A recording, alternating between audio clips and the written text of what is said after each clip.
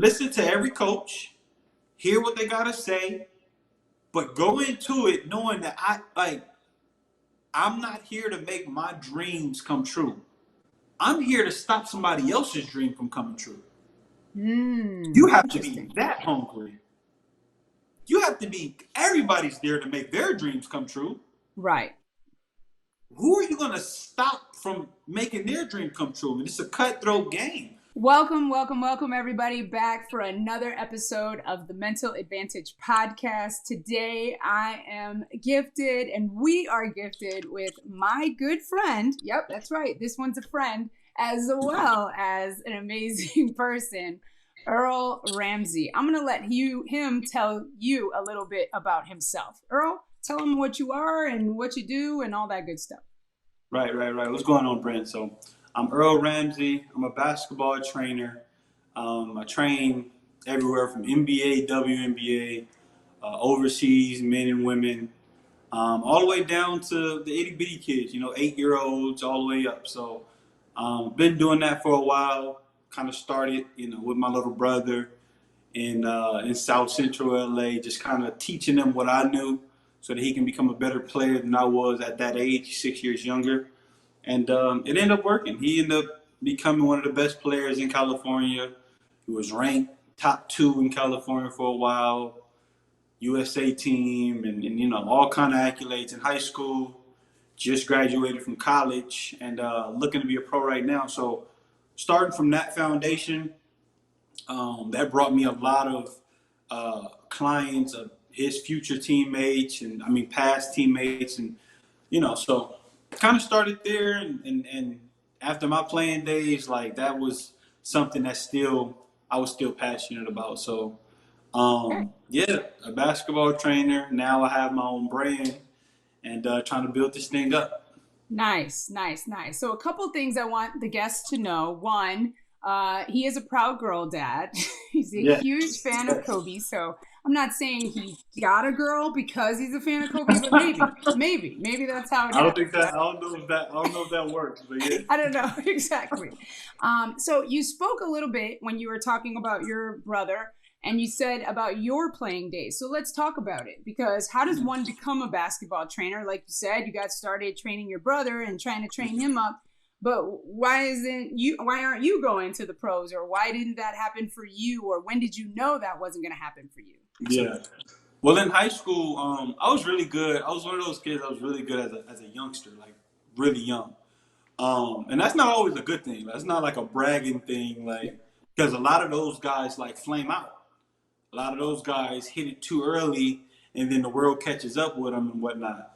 So I was one of those guys that was really good as a youngster, 6, 7-year-old, really good. And then as I got to high school, life started to happen, and I didn't play in high school. We were getting evicted. We were, my little brothers had to go to school. I was driving at a very young age because I had to get my dad back and forth to dialysis and then get my brother to school and whatnot. So I just didn't go to school enough to play. I had a million tardies and absences while I was in high school. Couldn't try out, couldn't do none of that stuff. So just a bunch of life stuff was happening. I was in classrooms literally sleeping, because that's the only time I was able to actually, get some rest sometimes. And it sounds terrible, but it's the truth. No. But yeah, I went to Crenshaw High School because of the coaching staff. Coach Willie West is a legend. He's had a world championship. He's been there for 40 years. His last year was my first year there. Okay. And then the legend is gone. So, right. And then his coaching staff. I knew his coaching staff. Coach Stan was my guy. I played for Coach Stan before I even went to Crenshaw, at the Crenshaw YMCA, travel ball, stuff like that. But it just didn't work out. When I would go try to tryouts or whatnot, I always had to go home and pick up my brother. It didn't work out. But right after that, after school, I was working with my brother because I just didn't want him to have the same path. I didn't want him to lose. He was even more talented than me. I didn't want him to lose that fire for basketball. So I just kind of like everything that I knew, I just kind of started making him do, Yeah. and it worked out. That's awesome, Earl. First, I hope that the listeners are getting that, this is not an uncommon thing for a lot of young Oh basketball yeah, players coming from certain, areas of the yeah, country, like it's sort of choose, right? Like you were the yeah, oldest of three yeah, brothers, yeah. right? I got way older siblings, but they haven't been in the picture in a long time. So Right. yeah, So, but at that time, you're like, how do I take care of my family? And so you yeah, chose, obviously, unselfishly to take care of your family, and maybe out of necessity, not so much like, hey, I'm going to do this. It was just kind of yeah, thrust yeah. upon No, you, so to right, speak. right. It wasn't like And, I'm gonna sign up for this. Like no. yeah, yeah. And so Yeah. I think it's really great that you also had the presence of mind to think like, how can I help my brother not have to go to this same path? Because I see that, I got a good head on my shoulders, but I definitely wanted this to go a different way, and I don't want that to Definitely. happen for him. So I think that's awesome that you did that, and I commend you for that. And I mean, of course, I've seen you shoot, Earl, and you have quite a shot. So I can only imagine with all the years of dedication where you would be. But now you get a chance to mentor the next generation and the current generation of NBA and WNBA players. So I think that they're very lucky to have you in that regard. Thank you, thank you, thank you. So you started training your brother. You said that, and I know we're talking about DeVerl, correct? Yes, Okay, yes. right. And so DeVerl starts going up, and he is, you're training him to become the best. When do you Right. start attracting the attention? Is it where you're working out? Is it, how do you come across? Because I know, like, from meeting you, basketball is kind of a small community, and people Yeah, probably think it's a much bigger. But yeah, how do you yeah. attract your first, like, besides DeVerl, who's talented, but your first guy that's like, hey, can you train me? Type thing. Right, right. Interesting, interesting. DeVerl became so good that people would ask me who trains him. And before we knew this training thing was a thing, Right. like, because I thought I was just helping my little brother. One, and this is the backstory with him, Yeah. he wouldn't leave me alone. Like, he wouldn't leave me alone. Like, so I would be out there, I would watch Kobe, Iverson, some of the players in that era, and I would go outside and I would emulate their moves. I was really good at just emulating a move. I don't know how it started, when it Right. started, or whatever, but I was really good at emulating footwork, dribble patterns, shots, fadeaways, stuff like that. And I would just work on it until I got good at it, work on the dribble pattern until I got good at it. And my brother would just like follow me around like a little pet. Like, he just would not leave me alone. And I would get frustrated because he would try to do it, but he would mess me up from my focus. So I would tell him like, yo, if you're gonna do it right. And then I would stop doing it myself and just drill him to death. And then he would end up getting it. Not knowing that at that age I was training him. And that was super early. That's 11, 12. He's 6, 7. You Yeah. know what I'm saying? But it started kind of like that. And then my first other client was a kid named Ajon, who I now call my little cousin because we've been knowing him forever. He was a foster kid, and it was a foster home on our block on Gage Avenue. And DeVerl and him both went to school together. He's, I think, a year or 2 years older than DeVerl, but they went to 61st Street Elementary together, and they would walk home. And my backyard, Bryn, before I got there, it was full of basketball players. Okay. I would get out of school and I wouldn't have nets on my own court. Like, Okay. it would be people lined up to play in my backyard. And this is not no huge backyard. Right. This is 20, 30 feet maybe. A little raggedy basketball court, but it's super competitive. We got some music out there. We got the little stereo hooked out there, and we would just play all day long. So Ajon and DeVerl would come and they would just watch us. And then one day Ajon walked up to me and he said, "Can you make me as good as DeVerl?" And I didn't know what that meant at the Right. time. I'm young, like I'm 13, 14. Yeah. Could you do what you do to DeVerl for me? And I was just like, yeah, I mean, come tomorrow. It's a Saturday. Come tomorrow at like 10 in the morning and we're gonna just work out outside. And he Right. wasn't that good, but he played football so he can work really hard. He was a Right. hard worker. and I would have him dribble with the right hand for like 5 minutes, dribble with the left hand for like some gruesome stuff. Like they would be hurt. I would have them run around the house like 100 times. They would throw up, cry, and stuff like that. I had no idea what I was doing at the time. Like I just all right, this is what I do with the girl. I got to do. You got to do it too. And they would sit there and they would cry, they would throw up. But at the end of it, they would go to the YMCA, and we end up signing Ajon up for the YMCA, and he was just better than his age group. And we was just like, yo, you never played organized basketball before. Yeah. But you're one of the best now. And he had a little backboard shot that he liked, and he would always make that shot. He was super tough. And this kid ended up just becoming another one of the best players in California.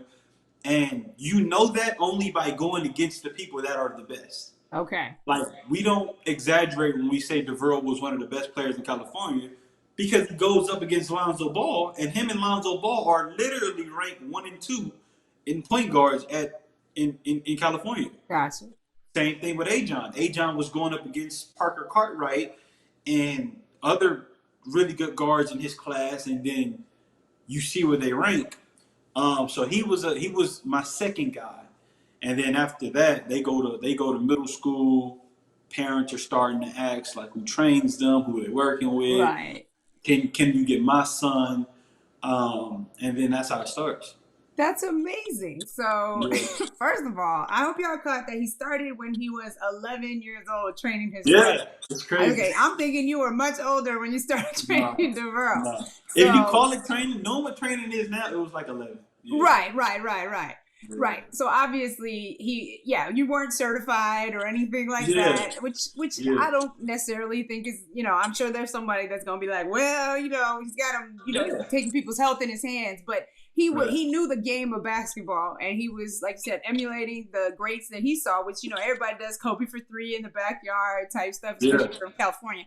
Where I came from, it was Jordan for 3, but whatever. Yeah, absolutely.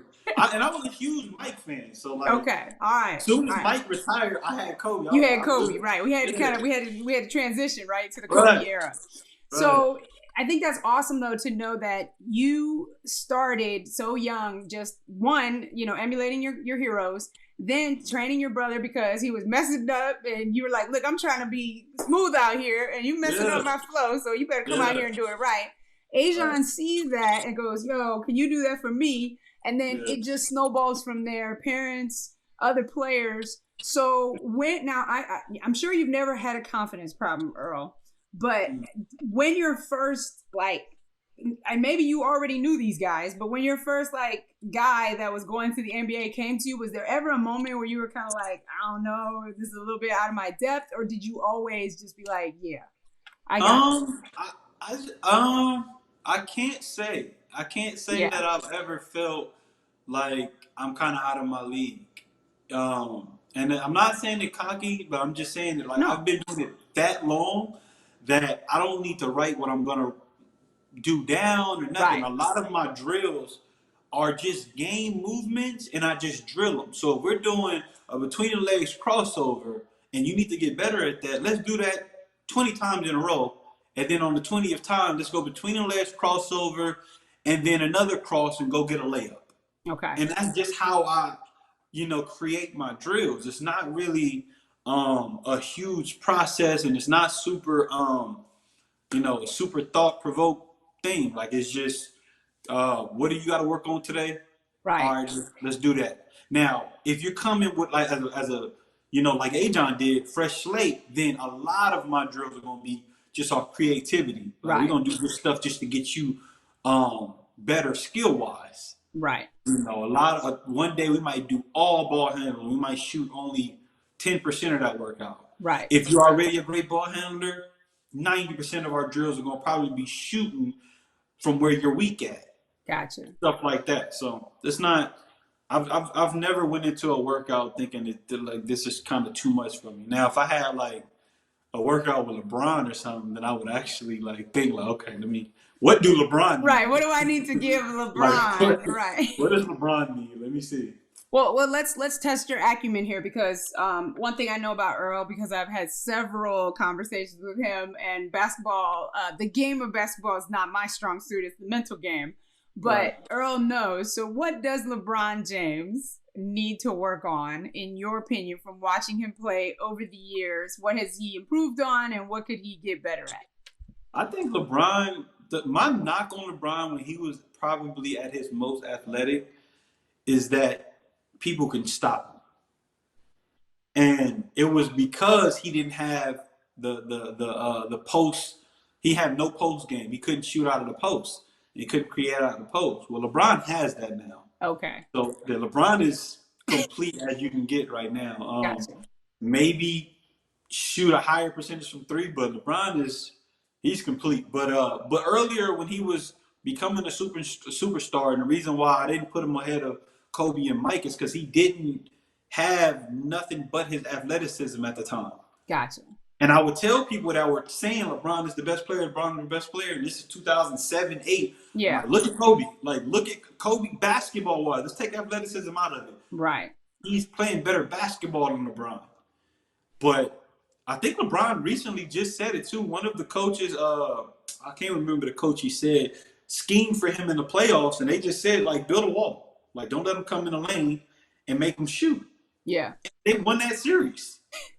You know what I mean? Against LeBron, prime LeBron. So once he came back and he had the fadeaway and the post and all that stuff, he's LeBron James now. Like, you got to say top 3 now. Nice. And I think one of the things I want to highlight is what you talked about, which is repetition. Now, there's some schools of thought, right? You said, because I say repetition is the mother of mastery, right? You're not going to become good, like you said. You're going to be 20 times. You're tired. You're getting fatigued mentally. You're getting fatigued physically. But it's key that you still have the same precision on rep 20 that you had on rep 1. I'm assuming, right? You're looking for all of that. So when there's some school of thought that states that I should be playing to my strengths. So you say, if I'm a good ball handler, we're going to focus on your shooting.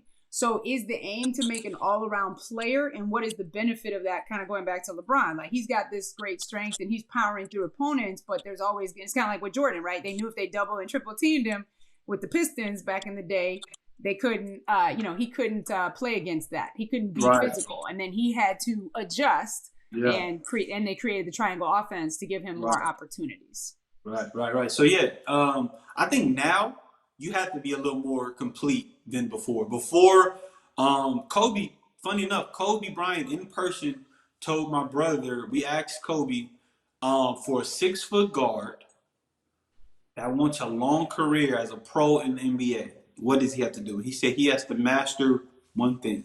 That's Kobe's advice. Yeah. He has to master one thing. What is he great at? He has to become a master at it. Nowadays, Dwight Howard just put a post up and he was doing ball handling drills. And he said, look, kids, I'm not going to use this in the game, but never stop developing your skill. Never stop getting better all around because the game is changing. Okay. Big men are extinct because they can't shoot now. You know, if you're a big 7-footer, it was almost a shoe-in the 90s that you're going to the NBA. Like, you didn't even have to be good. As long as you're a big 7-footer, physical, can rebound, and stuff like that. I know about 8, 9, 7-footers that did not make it to the NBA or probably got one quick little stint, and they're not in it. I know them personally. Right. And it's because their skill lack. They can't shoot the way the new 7-footers can and whatnot. So I would say it's a healthy balance of if you're young, try to become better at your weaknesses. If you're already in the NBA and you have a role, master your role. Master your role. If you're a knockdown shooter in the NBA and you shot 39%, next year get to 44 and watch your paycheck become much larger and watch your role become much larger. You come in and you can shoot 44 and you just was a 39%er. You got you one hell of a shooter. That's a huge jump in the NBA. So I think as a pro, master your role. I think when you're growing up and you're 11, 12, 15, and you can get better, but you're still really good at all this stuff.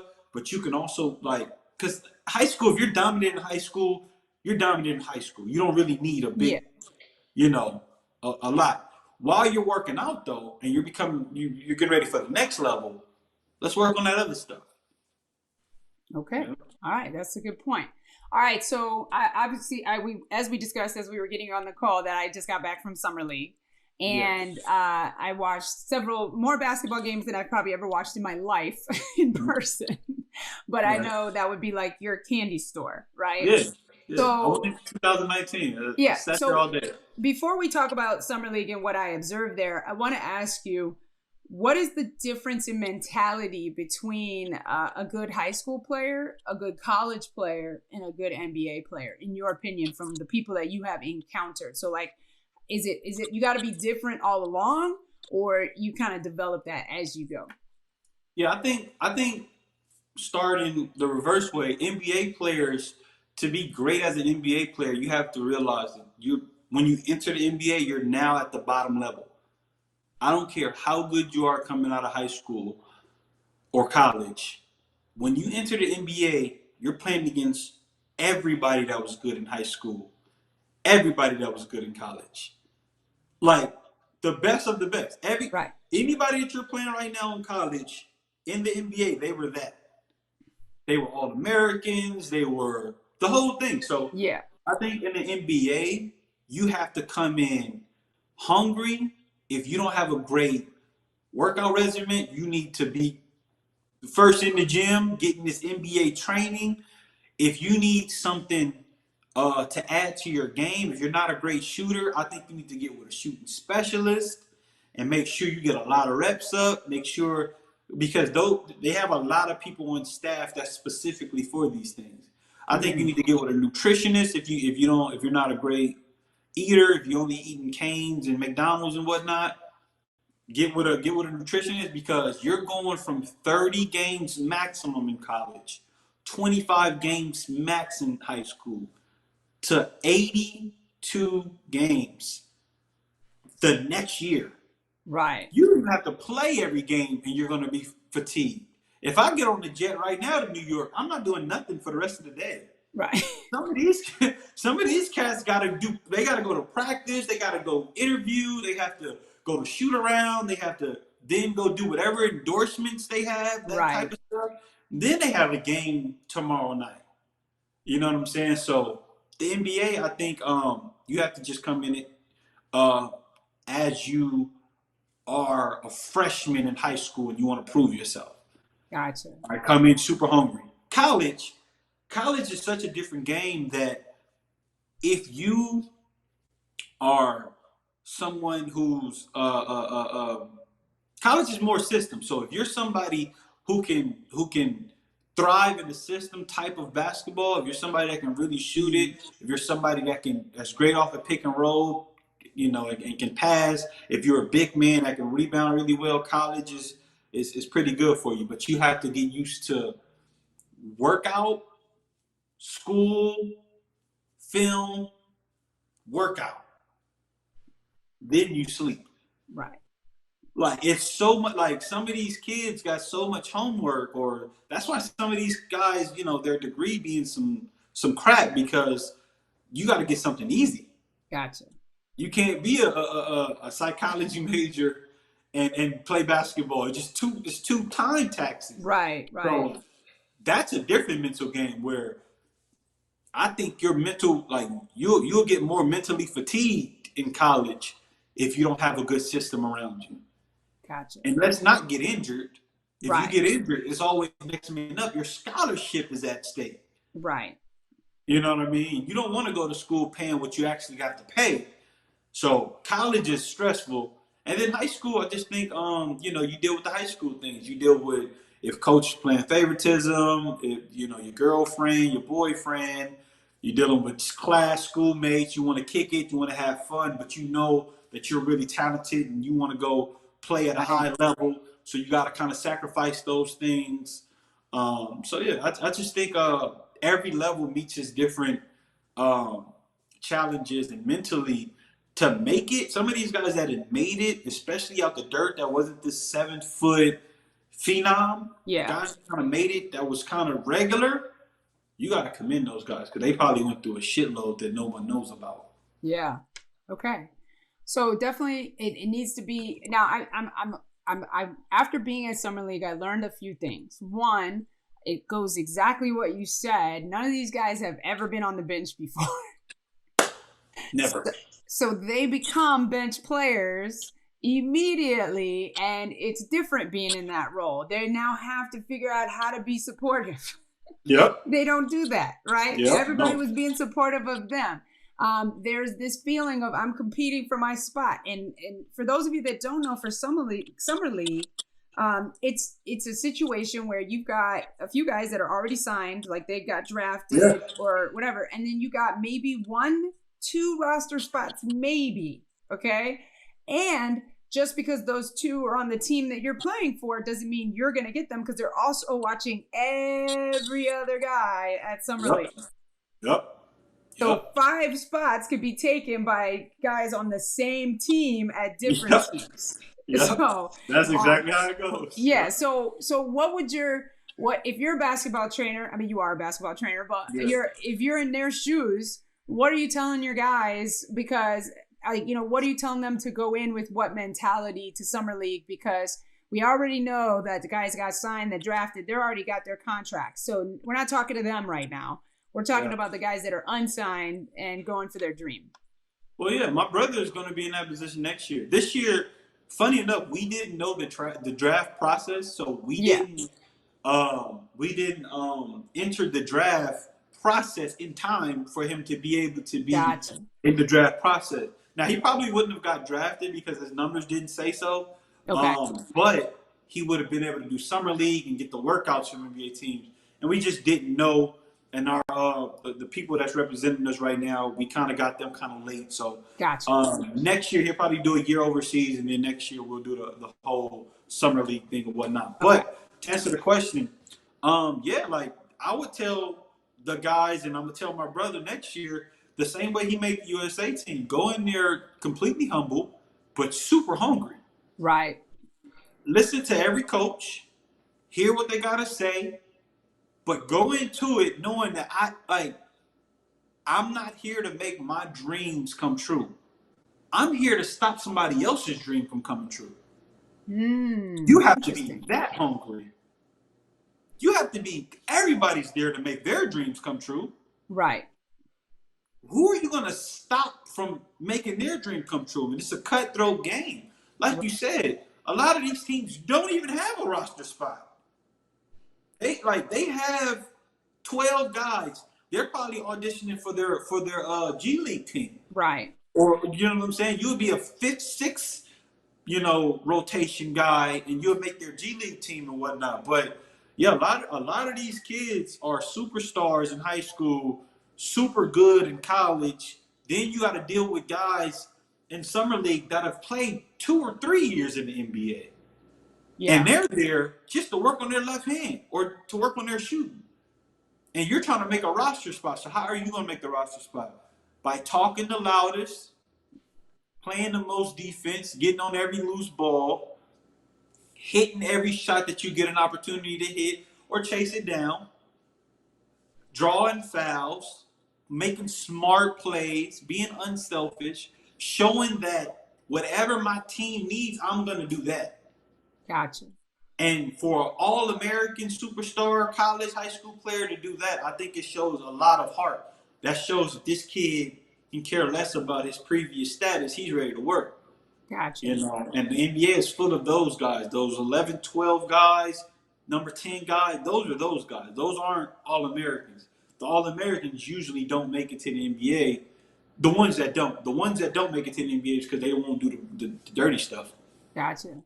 I would say hard work beats talent when talent doesn't work hard, right? And that is the truest statement of all time. Yeah, and one of the things I saw from watching a few of the Summer League games, they were talking about, and he was drafted, but one of the guys I was sitting next to, because my basketball acumen, I was not, I was just watching more how they were reacting to bad calls or what they felt was a bad call or an unfair call or whatever, right? Or how they were communicating with their teammate if they felt like their teammate didn't pass to them or see them. I was looking at that. All that's important too. There are people there specifically watching that. Yeah. So I was looking at that more than anything, Yeah. right? Because I don't know all the but the most important thing is the point guard who's making good decisions, right? Yeah. Setting up good plays, not just being about like showboating, right? Because Yeah. there's times you can hold on to the ball too long, and now you've wasted a time down the court because you're trying to have a highlight moment. Yeah. And there could have been an easy dish to somebody who's wide open, that type of stuff. Yep. So, but also knowing when you have to take those risks and you have to play. So it is a Oh balance. yeah. It's not about being completely a passer, and it's not Yeah. about No, completely. you like that's one thing that I'm glad you said that. That's one thing that I told my brother about. One of the reasons why in college his name kind of slipped through the radars is because he was so much of a team player. Right. Sometimes you gotta be a little selfish. Yeah. Just a couple times you have to make a play and prove that whenever there's a moment that needs to be captured by Yeah. my point guard or my player, I can make that. I can make that happen. Yeah. And my brother is somebody that's fully capable of it. But it's plenty of guys that's on those rosters that can do that. Problem is, a lot of those guys need the ball a long time and need to miss 6 or 7 shots before they can get into that. Yeah. The quicker you can make that happen, the better it is for you. Yeah. Absolutely. So, yeah, and I was thinking about when I was watching the Cleveland Cavaliers when LeBron played for them, and he was passing at critical moments in the game. And you're like, why is he passing? He should be. It would drive you crazy. It would drive. Yeah. So and obviously, I mean, you do need to know, you got to be a good facilitator of ball movement, but you also need, like, when the ball, that was the thing. I think Kyrie Irving said it, like working with KD, he was like, I need to work with somebody that I can trust is going to take that last minute shot. Right. And I know I can do it, but he also can do it. We good. Exactly. Yeah. And so similarly, and I know LeBron said he took that personally and whatnot, but I think it's important for those listening, because some of y'all I know are not athletes, and you're kind of like, well, how is this relevant? We're talking a lot about basketball, but it's more about knowing your strengths, but also knowing that you have to have balance. You can't be all of one thing and not of the other. It's all about having a well-rounded, just going back to what Earl was talking about earlier, having a well-rounded game, right? Because you never know where that's going to plug in, fit in. Now, one of the things that someone said at Summer League, and you can maybe speak about this, what advice would you give to a player that goes and the coach is not playing to their strengths? In other words, the coach is asking them to do something that isn't going to highlight them or isn't going to, and I know you said listen to every coach, but what do you do if the coach is, quote unquote, coaching you wrong? And when it's that, what's funny? That kills so many careers, and it's so sad because some of the most talented players that could have been in the NBA or could have been doing big things even in college, their talent is wasted because they're not utilized the right way by a coach. And sometimes these coaches are so stubborn that they won't get off their horse for what's best for the team. Like there's a kid that can make your whole life easier as a coach because he can create, and the coach just want to prove that he can coach. A lot of times that's not coaching. That's that's an ego thing. You're trying to prove how good you are at coaching, but you're a Michael Jordan fan. I'm a Kobe fan. Yeah. Like Phil would put in the triangle and let it be. Like we be down like 12 points, the team will go on an 8-0 run, and he'd just be over there just kind of like, I'm not worried about this at all. Like the players will be fine. Most coaches are timeout. You got to run this. You got to run that. Come back and do this and do that. So it's about, I think there should be more coaches that relate to the guys and girls a little bit more. Even if it's an assistant, make sure there are people that can kind of coach these kids up and these fellas and women up so that they're ready to come back in the game. A lot of time the coaches is killing these players' confidence. It happened with my brother. It happened with so many people that I know. Yeah. And that's important, is just having, good coaching. Now, a player in that situation, I think the player do what's absolute best for the situation, like pleasing the coach and whatnot, run the play. But it's going to be a moment where you're going to have to ignore the coach and go with your gut. You're out there. The coach isn't. there's going to be a moment where you're going to have to say, I may get fired for this. I may get benched for this. If you're talking about a different industry, Right. fired for this or whatnot. Right. But I see something and I know this is going to work. And I can do it. Yeah. And then you got to do it. And you have to have the utmost confidence in yourself, because that is also how a coach starts to trust you, is by telling the coach, hey, relax, I got this. Yeah. You know what I mean? I got this. So yeah, I think it's funny now that you're saying that. It reminds me, and I know that absolutely we're talking about athletes, but it reminds me in the business world of a time that I was coming in new to the company that I work for, that you and I both worked for, Educare Foundation. Yeah. But being a newer facilitator and then facilitating with the creator of the curriculum, right, and him having to have a certain level of confidence before he lets me sort of play a little fast and loose with the material, right? Yep. So similarly, when you're coming in as a new athlete and you talk about that confidence, it really is important that you don't build your confidence on the opinion of someone else. Ooh. So, right? I mean, it really is important that you understand that there's a reason why they may be micromanaging, because you haven't shown them that you're able to take risks, that you're going to be able to kind of come out here and say, this is my team. I think coaches, I don't think coaches, I mean, yes, there are coaches that are stubborn, but I think also they don't know what they don't know until you show them. And sometimes you have to be willing. And again, it's finding that balance, right? You can't be completely off the rails, but you need to be able to push that envelope and say, like, okay, I'm gonna push it here a little bit. I'm gonna push it here a little bit. And that coach is going to give you a little bit more rein, with the reins, because all of a sudden it's like, okay, you know what? I know this guy knows what he's doing out there, or this young lady, if we're talking about women's basketball, of course. Yeah, no, definitely. I think a coach or a boss or somebody that whatever industry you're in, I think the moment you show that you have the guts to kind of to take it there, and you execute. Now you have to execute. Yeah, that's important. Can't do that and then it sucks. But one of the things I learned from Kobe, and you're in the mental game, and I remember you mentioning that later on you had a respect for Kobe because of the mental. Yeah. But one of the things I learned from Kobe early on is when he missed those shots in Utah. His career could be over. He could never have that opportunity again. Like he could never recover from that mentally as well. Like mentally, that takes guys' soul away. Because like you said, a lot of guys' confidence is in the word of other people. Like, you're so good, you're this, you're that, you're number one, you can do so much.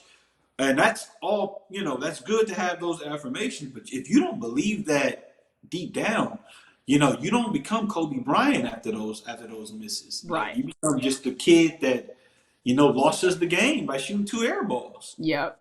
So it's a thing.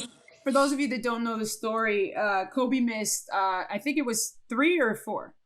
2. I think it was 2 in a crucial moment, but he airballed 3 altogether. Yeah, he airballed 3 3-pointers, okay, in an NBA semifinal, conference final game. So it's a playoff game. Okay? Early on, super early. Right. Yeah. So in this instance, this is super early in his career, right? Mm-hmm. But this is his freshman, or close to his rookie season. Somewhere around there. Yeah. So he basically, instead of, he said, if you can see him in an interview, it's actually on my Instagram because I love this story, but he basically says, I had a choice. Like, he took that feedback, and most people are crushed by failure. They're like, oh, that's it. Like you said, that's it. They're done. They're like, okay, I'm never going to be great.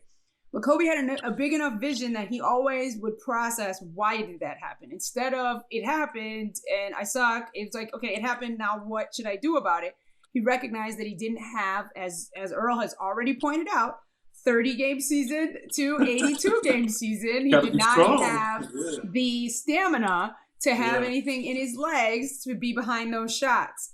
Yeah. So he made sure it never happened again. That's the Kobe mentality. And Earl and I have had several conversations. I used to be a Kobe hater. I'm here admitting it, right? But when I learned about Kobe's mentality, it was done. Like, I would fall in love with Kobe. In the mental game, I was like, how do you hate Kobe? Yeah, well, it's because I was from Chicago and all the comparison, right? So then when you learn about Kobe's mentality, you can't hate him because, especially if you're into the mental game, because you're like, oh man, he was the GOAT. like when it comes to that. I'm not gonna get into it. I already know Earl is Kobe all the way, number one, and all that. But the point is that he's the GOAT in the mental game for me, right? And I don't know if LeBron is there, but I know he's investing in his mental game probably because I know Kobe is. I know Mike is. Right, and Mike did too. But I don't know that. I still would put Kobe above Mike in the mental game. I would. Because I know that because I think Kobe really diversified what he was interested in, and he plugged that into so many things post basketball that I have not seen from anyone else. Other LeBron's doing it now. But I think again it's Kobe's example, right? So and so that was what we're talking about, and so having that confidence. But I think what I would say, and you could say if you agree with me, Earl, it's really the vision that Kobe had. Like he was so determined to become the best that he was talking to the best. He was having conversations while he was guarding them. He was making sure that he was tapping every source possible, not just basketball stars. He was talking to Jimmy Kimmel. He was talking to everybody like, hey, what books do you read? What do you got for me? He was just such a student of that. And I don't think we've ever seen anything like it in the history of basketball. You know how brave you got to be to ask that many people and those stature of people. Now, I'm not one to kind of put people on huge pedestals as if they're not human, but that took some guts for you to just ask Michael Jordan, who that might be the only person I'm starstruck by if I meet him, because that's Michael Jordan. You know what I mean? Like that's, black cat, black Jesus, like y'all used to call him in Chicago, but like that's Mike. So in the basketball world, like that would be the only person I would look like, dang, like shit, that's Michael Jordan. But for Kobe, in the middle of a game, how do you make so much room on your turnaround? Yeah. And Michael is sitting there telling him, I was like, what? Like what? Like, I think Mike was just shocked that nobody's ever asked him. Right. Like everybody just kind of feared him and just kind of let him be, and he's Mike. But for Kobe, for a young Kobe to kind of dig into, people's minds and ask questions and then go apply it. That's the one thing he did better than anybody, is he applied information that was given to him. A lot of times we have all that information and don't know how to apply it, myself included and everybody else. But in basketball specifically, Kobe, and in other, he just won an Oscar before he passed away. So in other, areas as well, he goes and he finds the best of the best, and he gets the advice. And I remember him saying that, even in his early playing career, he was writing because he didn't know what he was going to do after basketball was over, but he knew it would be something in writing. Yeah. And you look at it now, he got novels and, just all kind of cool stuff. So I think in the mental game, he was, a standard for sure. Yes. And if you are a parent of a young basketball, even any athlete really, because he really covered all the sports, I highly recommend all of Kobe's books. Those of you that are listening are not going to be able to see this. Excuse my book falling here, but I got I gotta buy that series. I have both books. I have the one for track and field. I have the one for tennis.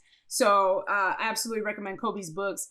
Me and Earl could talk Kobe all day. But the one thing that I think is really important is, Kobe was all about just yes, everyone focuses on his work ethic and it was unmatched. Yeah. But he did understand. He was into meditation. He was into visualization. He was into the other things that so many players don't incorporate. Now, I know, Earl, you focus on the physical. Do you ever recommend things like that to your players, or do you leave that to the folks like myself? Yeah, no, I definitely do. And the thing that kind of, makes my training now more unique in its own way is that a lot of times, anybody could get you skillfully better. And I say that because it's not too much out there that, someone can't give you. Like, combos and certain dribbling. You can do the shit yourself. Yeah. You can get better yourself. But my training style is usually the environment. When we come in there, there's some good music. Sometimes we work out to all Sade.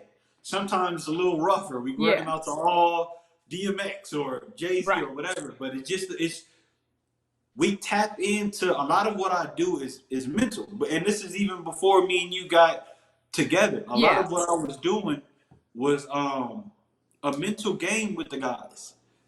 Make 5 in a row. And if you don't make 5 in a row, you have to do a certain something, maybe some sprints or something like that.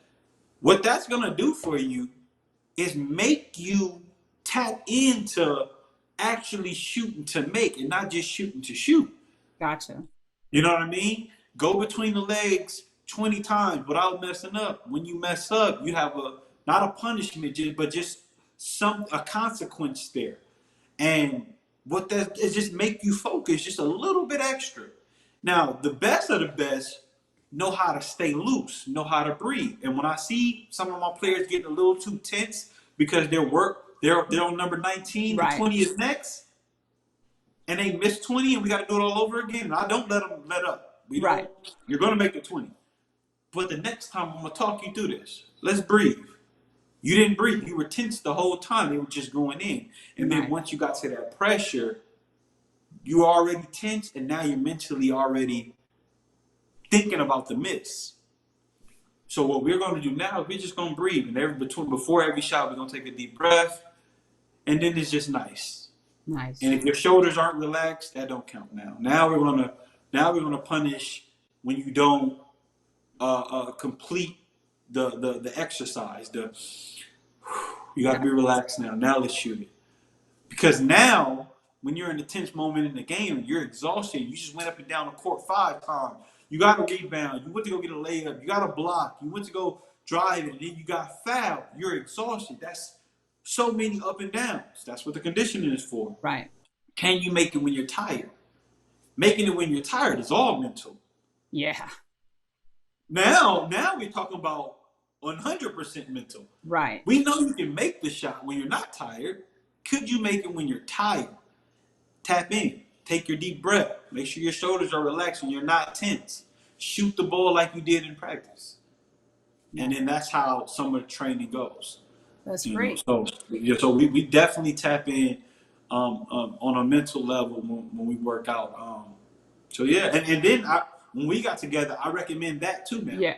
I recommend really getting it out there, because like I was telling you about my brother, he had an injury, Pops passed away, another injury, goes to college that we wasn't really committed to, but he ended up going, transferred, all kind of stuff in that span. So, mentally he could have used that 2-3 years, And for those of you that don't know, obviously none of you would, but Earl and I got a group together and we were meeting regularly during the pandemic and talking about the mental game.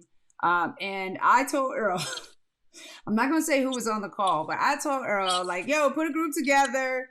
Give me, whoever you got, I'm thinking he's going to give me his high school players because, and he brought me some NBA and semi-pro, basically a group of really talented people.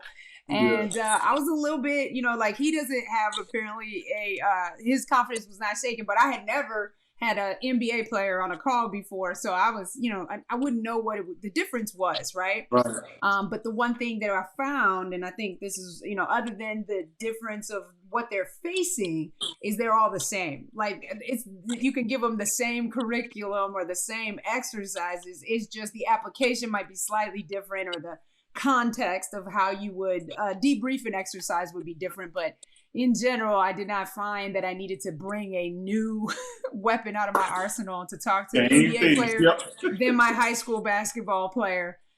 So I really owe a lot to Earl in that regard because he really exposed me and let me know that I had the goods for all the levels. So I really. But again, you like you said, once you realize that the curriculum isn't different, look how many people you help. Exactly. We were coming to you offline about certain things. Yeah. And now we got relationships. You got relationship with some of these people for life.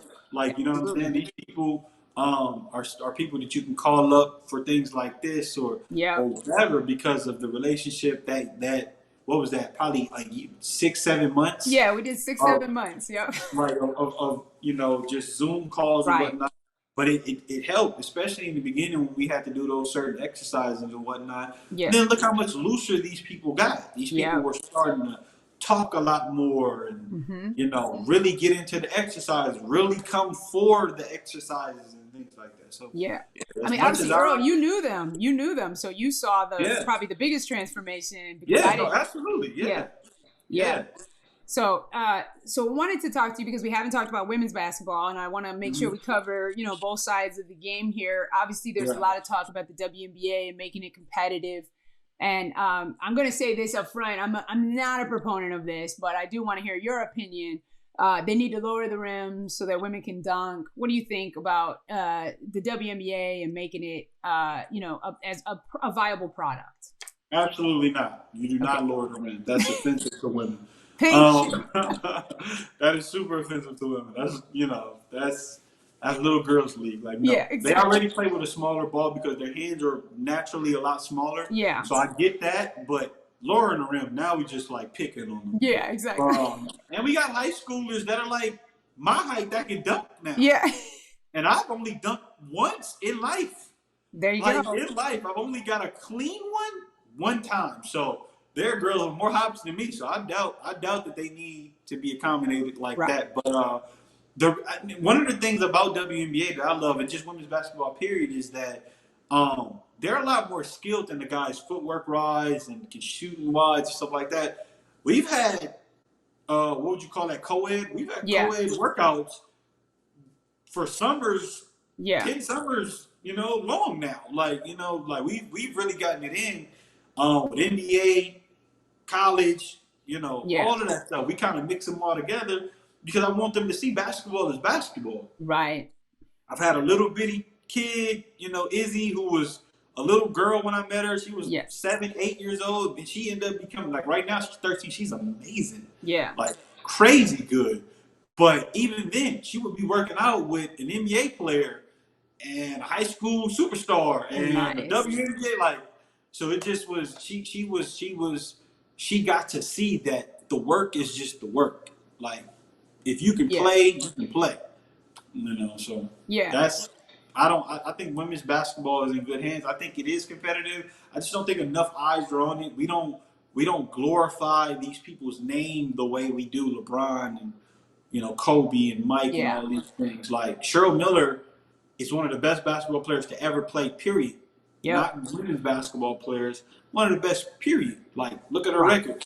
Lisa Leslie, one of the very best of all time, period. And she could dunk. And she can dunk. And plenty of your favorite players didn't get 100 points in the game. Right. Like Lisa and freaking Cheryl Miller. Like, it's crazy. But skill for skill, they'd mop some of these guys because a lot of these guys don't have left hand, right hand, footwork, spin work. Like, a lot of these guys don't have that. They have athleticism. That's it. It's a lot of fundamentals in women's basketball. They say if you want to see how the game of basketball is meant to be played, watch women's basketball. If you want to watch just a bunch of showiness and all that, watch men's basketball. Yeah, and not to say that there is no excitement in women's basketball, because there is.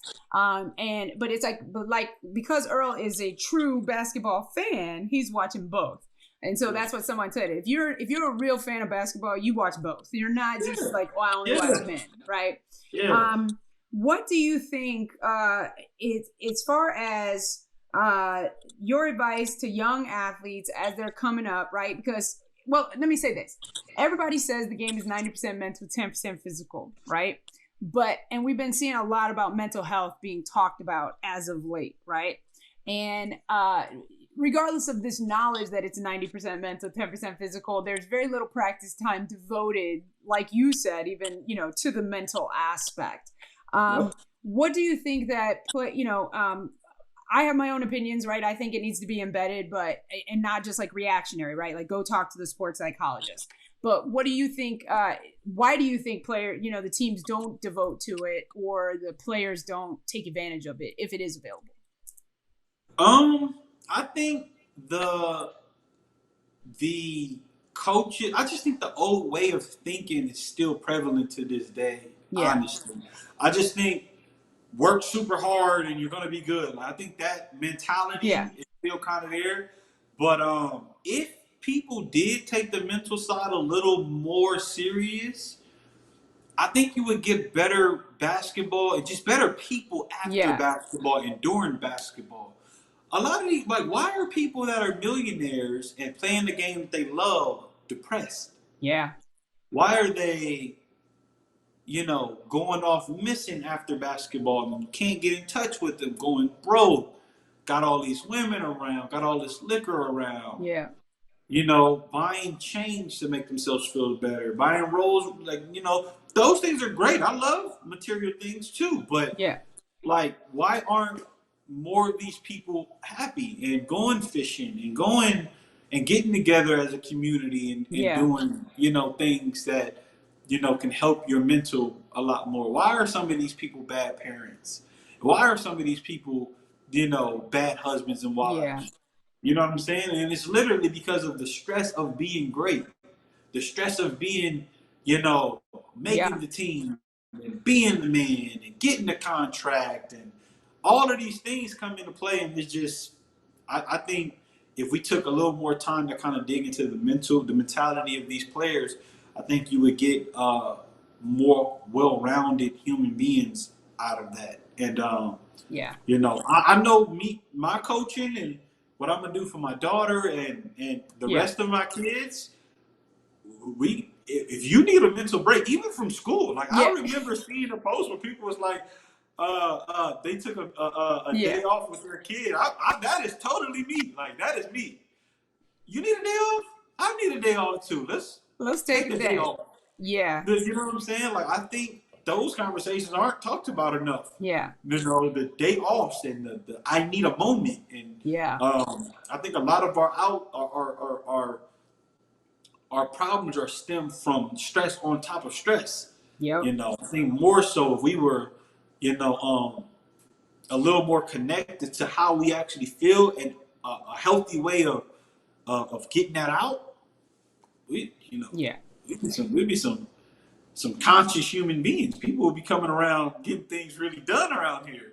I know if You people know? spend more time focusing on themselves, right, instead of trying to Yeah. please everybody else. I think the biggest Yeah. thing that I remember a conversation you and I had, and we were talking about DeVerl, and I remember you saying like, "Oh, and you know what? Thank you for saying that." And we were talking about asking players about anything other than basketball, Oh. anything other than their sport, because all the world focuses on when you are good, and this is why they have these mental challenges, is because their whole identity is wrapped up in their sport, in their being good. And so when they have bad days, when they have bad games, they just don't know who they are. They feel like they don't have any value or worth.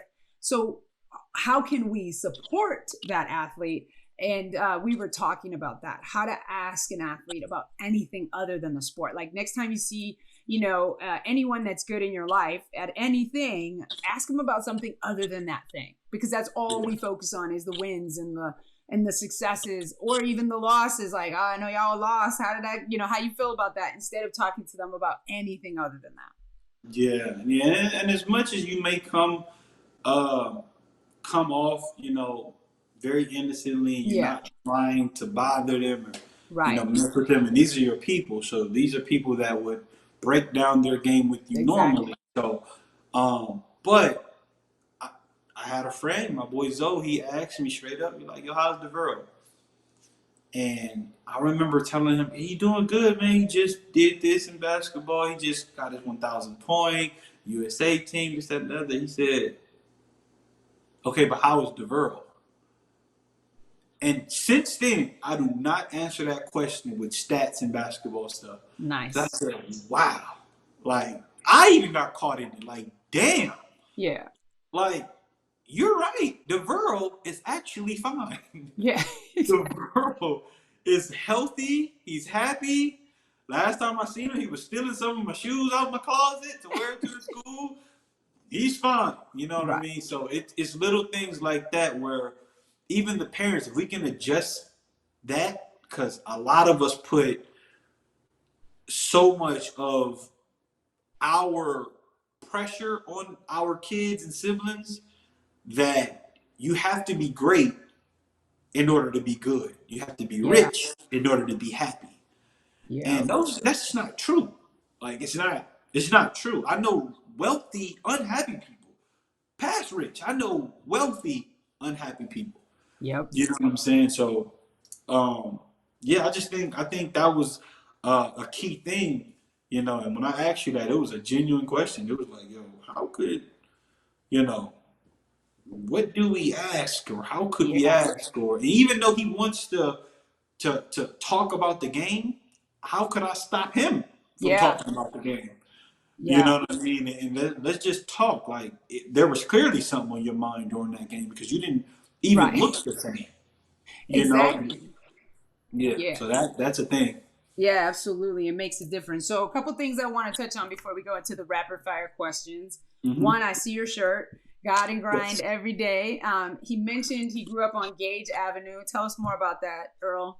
Yes, I grew up on Gage Avenue in South Central Los Angeles. Very proud to be where I'm from, but it was super hard, and it still is. If you go back right now, it's still super um, difficult to kind of grow up there because of where it is, and the things that go on there. You see prostitution very normally.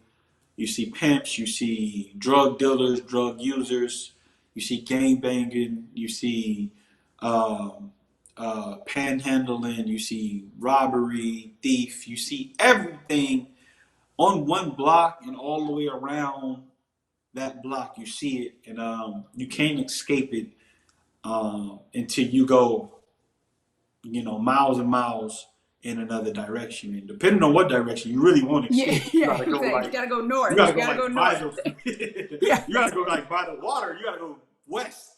Right. Because if you go south, it's the same thing. It's the If you go same, east, right. it's the same thing. But if you go, a little north and west, you can find something a little different. Hollywood and all those places. But Gage Avenue, I wouldn't trade it for the world because it kind of made me who I am. It was tough, but I learned toughness. I learned compassion there. I've seen more than I should have as a young kid. I've seen people lose their life there. I've seen us get evicted and thrown out by the cops, and our stuff getting thrown all out the house. And I've seen people high to the point of almost death. But I also seen, love there. I seen people that wouldn't allow me to become that there. And I Nice. seen my brother become a superstar, and he was going home and laying on the couch there. Yeah. You know what I mean? A. John, who was in a foster home, Right. and he becomes a superstar basketball player on Gage Avenue. So I just wanted to make a brand that represented the positive side of Gage and Nice. anything that's something like Gage. So I made GAGE an acronym, and it means God and Grind every day. And that's a message that kind of made sense. It was a mantra. It was a motto. It was, something that whoever's coming from where I'm coming from in any field, like it Yeah. doesn't have to be a South Central. It could be, in finance. You wake up, you give praise to your Most High, and you grind at whatever that thing is. And Nice. it's something that holds true. And where do we get the merch for those of us that want to buy it? On my Instagram, God and Grind every day. The website is coming. It's actually created, but I'm just Yeah. fixing it up. The website would be www.everything-gage.com. So everythinggage.com. Got it.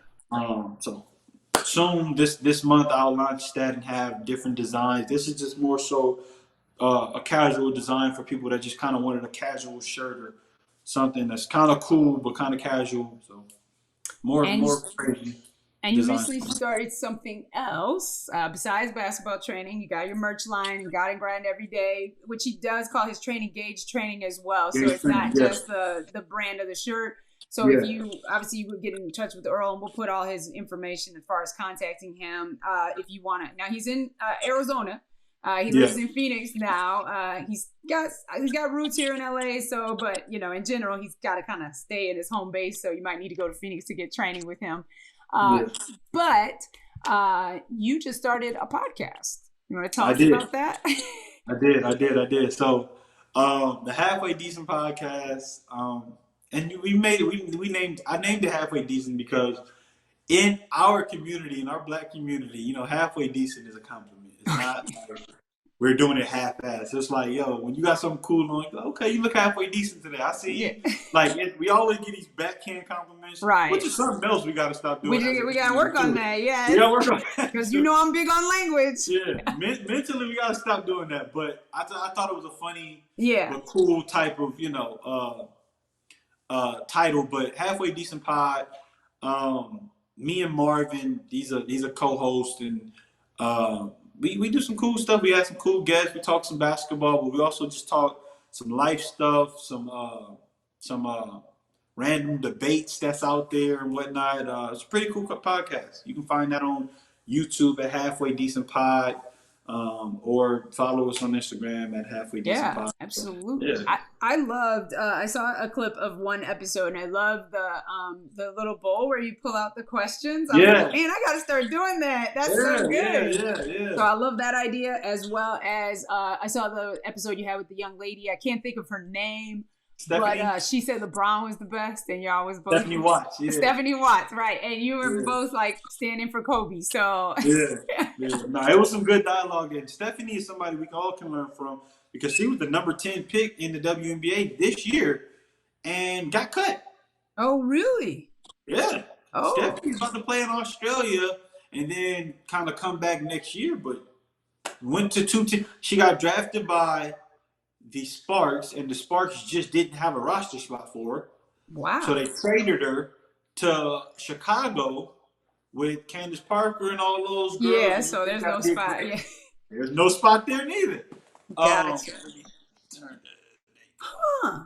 Interesting. Yeah, so she ended up in two spots that didn't have a roster spot for her. And it's hard enough to make it in the WNBA anyway because it's only a handful of teams, and these girls are literally fighting for their lives. Only 100 and something spots, and so many great basketball players. So it's you're talking about 100 something total. You're not even talking about every year. So now you would think if you were top 10 WNBA, so it's not the same as the NBA. You're not a guaranteed contract. No. Oh. No, it's not the same as the NBA, and that's what I thought initially. Cause I was like, top 10 is great. Great, but if you don't have a spot, then you just don't have a spot. Like the Sparks and Chicago are two of the oldest teams in the league, so they got a bunch of vets on the team. A lot of people that's still hanging on to their WNBA life, and she has a good attitude about it. She's a hard worker. She had 2 ACL or MCL injuries on her knee, so she's used to hard work. Yeah, like she's used to coming back and proving people wrong and whatnot. So I'm not worried about Stephanie. I think Stephanie is fine. What is your mental advantage? My mental advantage is that I see the best in situations. So I see the best outcome in situations. So therefore, I don't worry about the worst that can happen as much.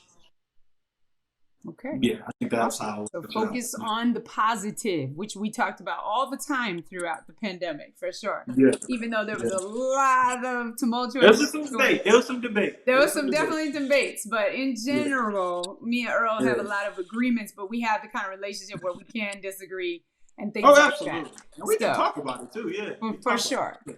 Okay, Earl, so we are to the point of the rapid fire questions. These are very simple. I ask every guest the same questions unless I start doing the bowl like you. So here we go. Bowl is fun. Are you ready? It's fun. Yeah, exactly. Are you ready? I'm ready. Okay, awesome. First question, very simple. What is your favorite snack or thing that you like to eat? No political answers here. No political answers. Okay, cool. Okay. They changed because I like my vegan stuff. Yeah. I'll just say chips and guac. Chips and guac, yes. You know, it's funny. I didn't like avocado when I first moved to California because it was in everything. Yeah. In Chicago, and then now it's like I love it. Same way, and I lived in California, but when I got to the good part, avocado became a thing. Yeah, exactly. You're like, what is this? Why is it everywhere? And then you're like, okay, it's good. It was just new. It was different. All right. Favorite flavor of ice cream? Strawberry shortcake that we used to get off the hood little ice cream trucks. Oh, you talking about the one with the okay. Yeah, the strawberry shortcake. Yeah. The pink one, yeah. Yeah. That's my favorite one, yeah. Okay. And this one is favorite. If you could have any superpower, what would it be and why? Ooh, I've answered this before, didn't I? Favorite superpower. If I can have a superpower, it would be to superpower. Come on, probably to fly. Yeah. Where would you go? Everywhere. Everywhere, right? I would go everywhere. Yeah. I've already answered this 1,000 times, but I'm a teleporter myself. I was about to say that. But I don't want to know too much in the future. Like, I was like, Oh, I don't want to teleport through time. That's time travel. I just want to get there. So, like, if we go to Japan, I just want to be like, bam, we in Japan. Okay. I'm not trying to do the commute. You know what I'm saying? Yeah. See, I was about to say time travel, but I was like, I don't want to know what's happening. Some people do. But you know, according to the legend, right, or television, because I don't know anybody that's actually time traveled. But from what we hear, if you mess with the time-space continuum, it messes everything up. So you have to observe it, but you can't interfere. You know what I mean? Right. If you save somebody, like the whole world goes according to some movies, somebody else got to die. So I don't know. Like, dang, like, I ain't trying to mess with none of that. Yeah. Exactly. I don't want to mess with that. I know, like, I would stop all the bad things that ever happened. I'm like, I'm not messing with none of it. It's gonna happen to somebody. Exactly. Stop it from them, but exactly. Yeah. Okay. The other question is, do you have a favorite superhero? Do you have a guy or a girl? My favorite superhero is probably I'm gonna say Black Panther now. Nice. I like Black Panther forever, now. Right? Yeah, I like Black Panther now. Okay, yeah, and we're gonna see who's gonna. It never was like Batman because Batman wasn't. Yeah, I know. Well, everybody likes Batman, but that's just I don't know. I guess because he's rich and he doesn't have superpowers, so some people feel like they. I like his nemesis more. Like I like. Yeah. The people he was going against. Oh, you like Bane? I like Bane. Like Bane has some cold one-liners. He was tight. All right. So, hey, maybe I should start asking favorite superhero or villain. Maybe I should, right? Okay. It's Venom. I like Venom more than Spider-Man. Venom's good. Yep. Yeah. Okay, so this one's about now. It's recently been brought to my attention, and I feel like I should say it that maybe certain races of people don't think about this. Okay, so maybe this is a first world question. So you have to tell me, but. In my experience, people have some preferences when it comes to toilet paper. Some people like it over the top, under the bottom. But some people say, look, it's whatever. So what say you on the subject? Are you an over the top, under the bottom, or are you just like, whatever, I don't care? Over the top. Over the top. Over the top. Okay. It'll make no sense to come from the bottom. It got to be over the top. It's easy. Like, do you change it if somebody in your house? I would change it. Okay, it's not a huge pet peeve, but I would change. If it's in my house, I'm changing it. Right, but you're not gonna come to my house and change it. No, I wouldn't change it to your house. Okay, that's rude. Some people do change it at other people's houses, Earl. Yeah, no, that's rude. What if I like it that way? Like, no. All right. And are you a bathroom snooper? Have you ever looked at anyone's cabinets in their bathroom? I have before, but I wouldn't call myself a bathroom snooper. Okay. I don't do it like any house I go to. I'm gonna look through your stuff because I don't even want to know what's behind something. Right. You don't know. Like, you seeing what's underneath your thing. Do you really want to? Exactly. I don't even want to know what's behind some of those mirrors. Some people keep personal stuff in the bathroom. You just don't want to even find out about, you know. But, the only time I've ever gone in somebody's cabinets is because I was trying to put the toilet paper on the roll and looking for it because I thought maybe it would be underneath. The bottom cabinet. You're trying to get a roll. Exactly. Yeah, something like that. Right. You know? That's it. Who's your personal hero? Personal hero, I would probably say my dad was. Rest in peace. Yeah. And Kobe Bryant. Yeah, Rest in Kobe. peace. I Rest in mean, peace. Yeah. he was someone who mentally, when you listen to him for 10 minutes, you felt like you can do anything. Nice. When Kobe talks, you listen for 10, you be like, all Yeah. right, I can do this. Let's do it. Yeah. You know. What do you want to be remembered for? What do I want to be what? Remembered for. Remembered for? For my integrity. I want to be remembered for what I leave here, meaning the brand and things that it means. Um, I want to be remembered for um, the love I showed people, and the type of father and friend and husband and brother I was. Nice. Nice. Well, Earl, where do people connect with you? So we know obviously that the website's coming, but on your Instagram, what's your Instagram? And where else do you want them to? Obviously, the Halfway Decent Pod, but what else? Yeah. So yeah, y'all can follow me, Earl Ramsey at Earl Ramsey on Instagram, at Earl Ramsey on Twitter. Um, that page specifically is all over the place. It's me personally. It's some of the training I do. It's some of the clothing. But if you want to follow me specifically for the clothing, it's God and Grind Every Day. If you want to follow me specifically for the training, it's Gage Training on Instagram. But yeah, you can follow me easily by typing in Yep. my name, and you'll see all three of those pop up. So Yeah, and find me there. we're in the 2021, so you can just DM him if you want to hire him for Yeah, you can this DM me. stuff, You can or DM me for if you yeah. got you want to check out the Halfway Decent Pie with him and Marvin Bagley. Thank you so much, Earl. This has been such a pleasure. And of Super course, fun. we're friends for life. Yeah. We've had some amazing conversations. So really hope you consider this one of them. Absolutely, absolutely. This was fun. Whenever you need me back, just pop on. Got some more questions? I'm always down for stuff like this. We got more to talk about for sure. Absolutely. All right, thank you. All right.